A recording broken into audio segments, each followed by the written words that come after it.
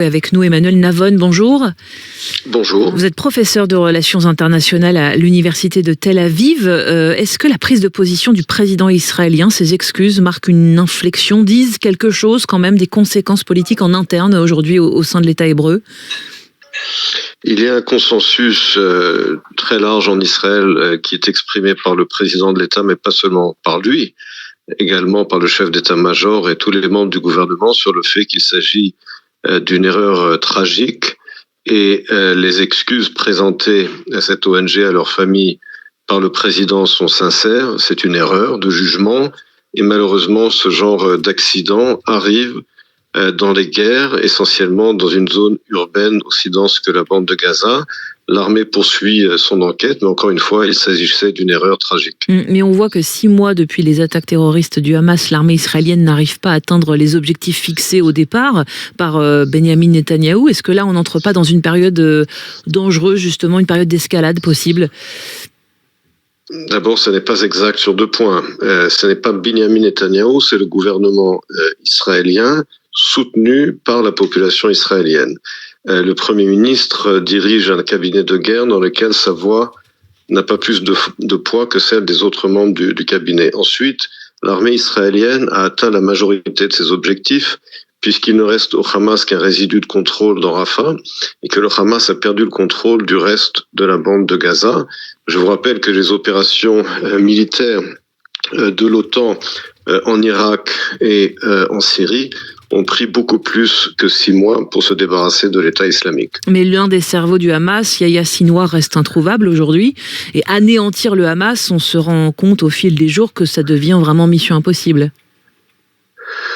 Je ne pense pas que ce soit une mission impossible, mais cela prend du temps, cela prend plus que 6 mois. Et comme je l'ai dit, le Hamas, les capacités militaires et politiques du Hamas ont été réduites, je dirais à peu près à 80%, mais la guerre n'est pas encore terminée. Les buts de guerre, à savoir mettre fin à la menace militaire du Hamas et ramener les otages israéliens, n'ont pas encore été atteints à 100%, mais comme je l'ai dit, les choses prennent du temps. Israël, tout de même de plus en plus isolé au niveau international, même aux États-Unis, ça n'est plus la cause pro-israélienne qui fait consensus désormais, et ça Joe Biden l'a bien remarqué. Est-ce que Benyamin Netanyahou peut perdre aujourd'hui le soutien des Américains ? Encore une fois, il ne s'agit pas, c'est une erreur à mon avis, de se focaliser sur la personne de Benyamin Netanyahou. Mais c'est contre lui notamment qu'il y a des manifestations aujourd'hui en Israël. Certes, mais la politique de l'armée israélienne est déterminée par le gouvernement israélien dans sa totalité, et même si ce gouvernement lui-même est impopulaire en Israël, les buts de guerre fixés par le gouvernement sont soutenus par une majorité de la population israélienne. En ce qui concerne la relation avec les États-Unis, l'administration Biden continue de soutenir les objectifs de guerre d'Israël dont nous avons déjà parlé, mais il y a effectivement, comme on le sait, un désaccord sur la question essentiellement de Rafah, à savoir est-ce que l'armée israélienne a un plan crédible pour s'attaquer aux résidus de contrôle du Hamas à Rafah, tout en ayant un plan pour protéger la population civile qui s'y trouve. Là-dessus, il y a effectivement un désaccord avec les États-Unis qui fait l'objet de discussions qui sont menées au moment même où nous nous parlons. Mais vous n'estimez pas qu'Israël aujourd'hui est en difficulté dans sa stratégie ? On voit que le pays tente de s'attaquer à ses adversaires un peu partout, en Syrie, au Liban. Ça, c'est pas la marque aujourd'hui d'une difficulté ? Israël fait face effectivement à une guerre sur plusieurs fronts. Il y a, vous l'avez rappelé, l'Iran, il y a la Syrie, il y a effectivement les forces pro-iraniennes également en Irak, il y a les milices pro-iraniennes des Houthis au Yémen. Effectivement, Israël fait face à plusieurs fronts, mais Israël parvient à atteindre très loin et très profondément en territoire ennemi les cerveaux de la guerre menée par l'Iran contre Israël.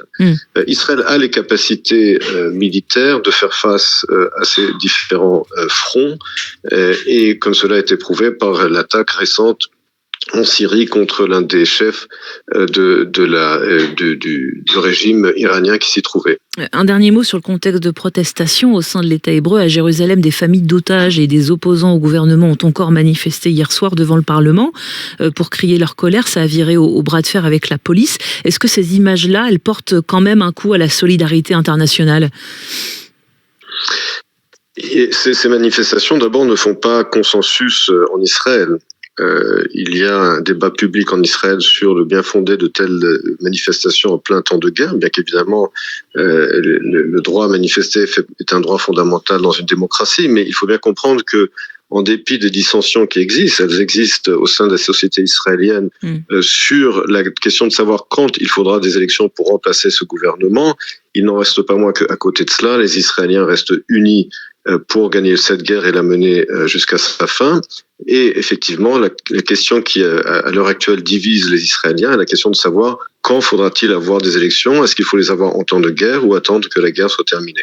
Merci beaucoup Emmanuel Navon pour votre analyse sur France Info, professeur de relations internationales à l'Université de Tel Aviv.